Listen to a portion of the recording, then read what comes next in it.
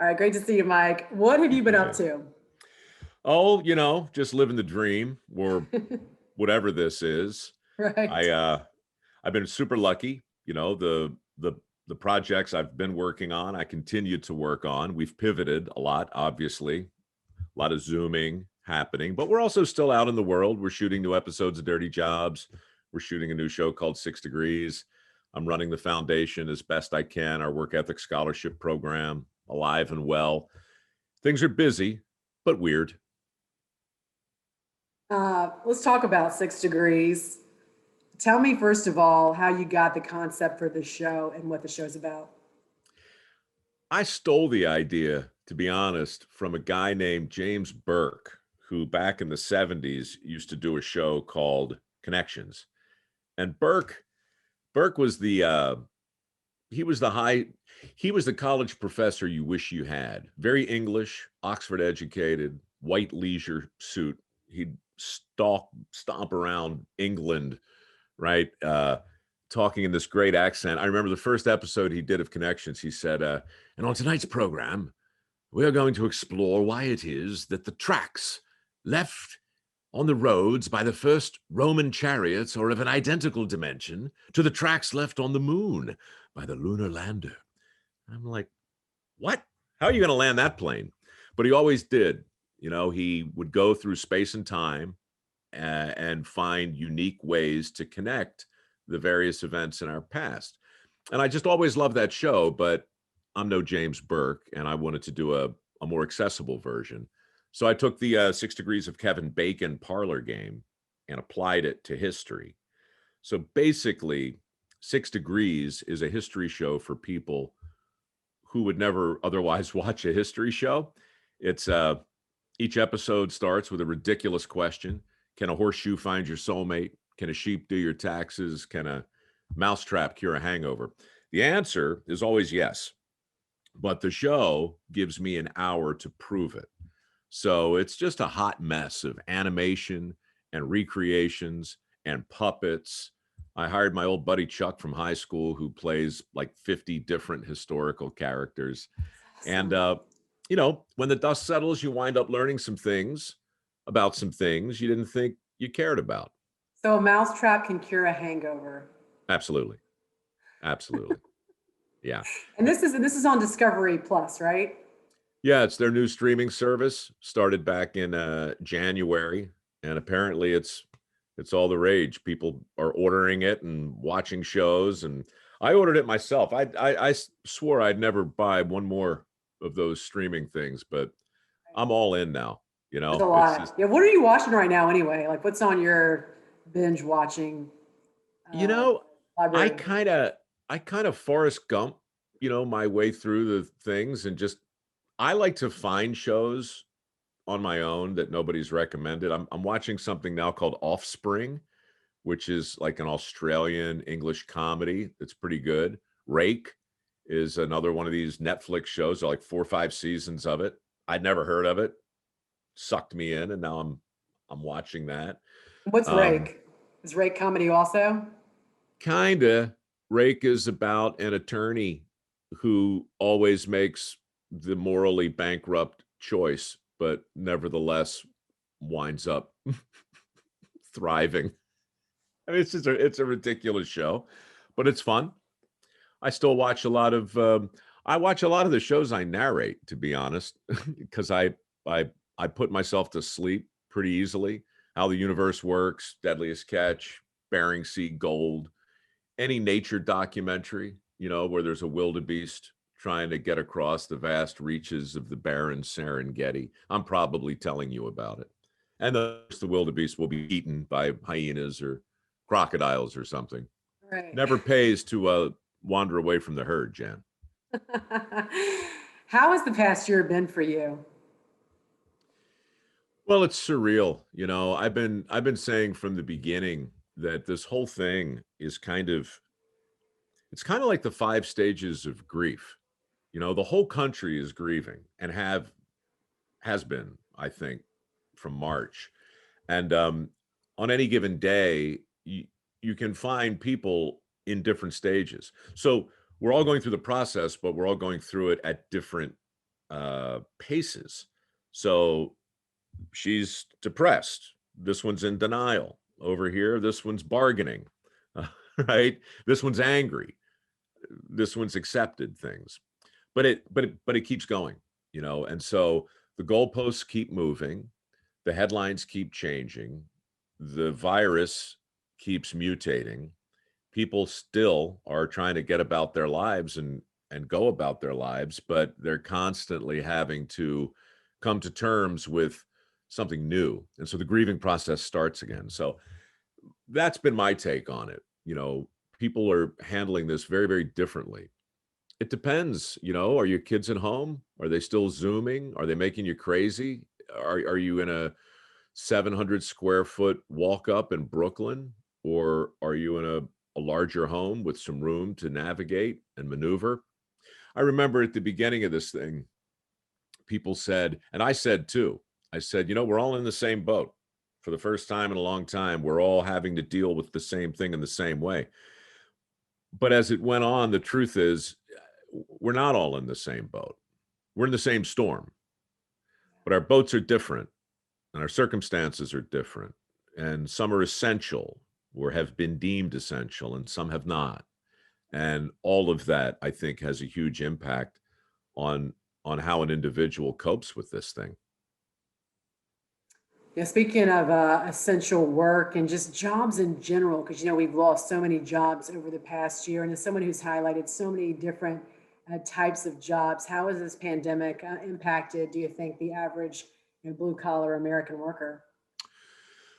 Again, I'm hesitant to talk in broad strokes because I really think people are experiencing this thing in a very personal, very different way. I mean, you can walk down any street in any town in this country and find neighbors who are wildly disparate, right, in their experience and in their circumstance. So I can't speak on behalf of all blue collar workers, but I can say that essential work has never been in the headlines like it is today.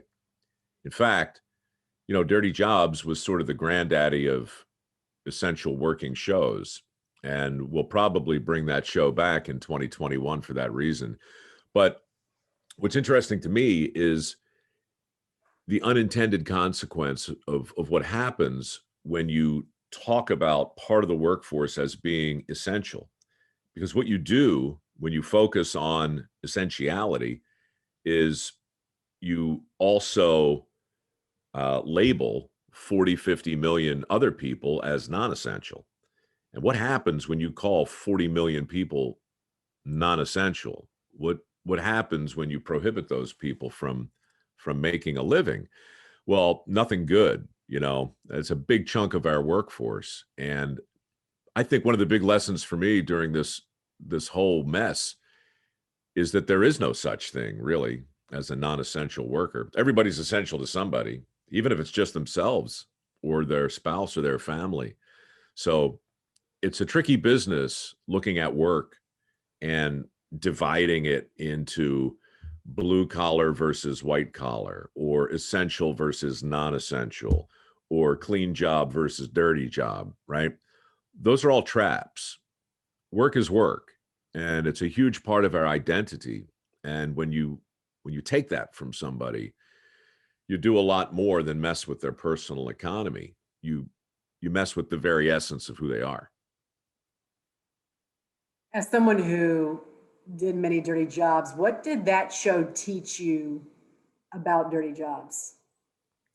Well, the honest answer to that is a 400-page book I can't get around to finishing, but part of it, part of it, I think, has to do with this idea. Like, people used to ask me all the time, they still do, why was everybody on your show having so much fun? Like, what do these dirty jobbers as a group know that the rest of us have forgotten? That's really the question that interests me. And part of the answer is they understand the importance and the value of feedback because they get it all the time. They understand the importance of completion because they always know how they're doing. And visually, optically, most dirty jobbers they don't need to be told how they're doing. They can look around. There wasn't a bridge there, and now there is. There wasn't a ditch, and now there is. You've got all these visual cues regarding your progress, and people are starving for that. You know, you and I mean, I look around my desk, it looks pretty much the same at 8 o'clock at night as it does at 8 o'clock in the morning, right? There's nothing visually here to let me know when I'm done. Dirty jobbers don't have to worry about that. They also, by and large, and I know I'm generalizing, but there's a sense that they're a band of brothers. You know, they know among themselves, even though they're laboring out of sight and oftentimes out of mind, they know if they call in sick for a week, the wheels come off the bus, you know, and that not only gives you a sense of job security, it gives you a sense of meaning in your work.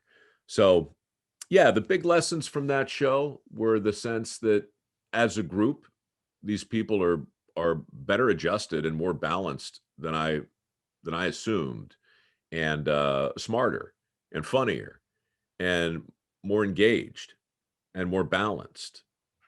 You can learn a lot from them. Yeah, clearly. How has your work changed over the past year? I know we were talking earlier and you said you've had how many, 50 COVID tests probably in the past year and still haven't contracted it, which is fantastic. Yeah, I mean, look, to me, this whole thing is just one more thing that can kill you, right? I mean, not to be glib about it, not to be fatalistic, but none of us are getting out of this alive, right? 100 years, all new people. So, look, uh, we have to figure out a way to live in a risky world. And we can't be so in our heads that all we think about is the business of being alive. This is what happens when you put safety first all of the time. Everything else becomes weirdly subordinate and kind of meaningless. And again, I get a lot of pushback when I talk about this, but I heard safety first for the last 20 years doing dirty jobs. I sat through hundreds of mandatory safety briefings, and I've talked to a lot of people in a lot of companies who tell me, you know, they genuinely believe it when they say, "Mike, your safety is our top priority." And I always remember thinking, you know what? No, it isn't. That's not true. You know, if United Airlines really cared about my safety more than anything else, well, they wouldn't invite me onto a aluminum tube to defy gravity and travel across the country at speeds approaching the speed of sound. You know, that we wouldn't do that. There are other things that are more important than safety. And the minute you buy into the idea that somebody else is more concerned for your well-being than you are, well, then you're going to become complacent and you're going to let your guard down. And that's when you get hurt. So to me, you know, safety is a very personal thing, and the personal responsibility that's wrapped up in vocational safety is critical, and so too is the personal responsibility that comes from living in the age of Corona. You know, you have to take steps, you have to be mindful, but we ought not let the government tell us that they care more about our well-being than we do, any more than we should believe American Airlines when they tell us the same thing. Look, I sell these masks through my foundation, you know, really just as a fundraiser, but I wrote I wrote safety third on them because it's a reminder to me that just because you're in compliance doesn't necessarily mean you're out of danger. This mask allows me to walk into any bank, any grocery store, lets me go out in public, but it's just a cloth mask. The germs can come through that. Everybody knows it, but I wear it to comply. Does it really protect me from all the evils, all of the danger in the world? Hell no. I know that. I also know that just because I have my safety belt on, I can't drive 140 miles an hour in the rain. I know that, you know? So part of that stages of grief we were talking about, part of the acceptance that we ultimately have to come to is accepting the fact that the world is a risky and dangerous place. It's full of things that can hurt us. COVID is one more of those things. So we can't treat it lightly, but we can't simply hunker in our bunker for the rest of our lives. The world's still out there. We got to get in it. Speaking of which, what do you foresee when it comes to the job market in the future? Because now we're talking about, revoking the permits for the Keystone Pipeline. So many people have been laid off in the energy industry. And I was watching a video and you spoke about the concept of really right now the workforce being out of balance. What did you mean by that? Well, I think the future is going to be very, very good for some people and very bad for others. The energy thing is a big piece of that puzzle. I don't have a crystal ball, but my guess is the administration is going to walk a lot of this back. They have to, because energy can't be the enemy. I don't know of anybody who doesn't want to live in a clean, healthy world. But the idea that we can flip a switch and somehow arbitrage oil and natural gas out of the equation and live with solar and wind, well, that's bananas. I mean, Google the headlines right now. Look what's happened in Texas. People are dying. The windmills are frozen. The solar panels are not in play. Oil and natural gas are going to be with us for a long time. And I worry that politics and certain politicians have convinced millions of Americans that the world's coming to an end in 12 years. They've convinced millions of Americans that oil and natural gas are our enemy, you know? Well, I don't believe that. I don't know of anybody who's invested more in alternative energy than oil and natural gas. And the people who seem most hysterical and most upset and most inclined to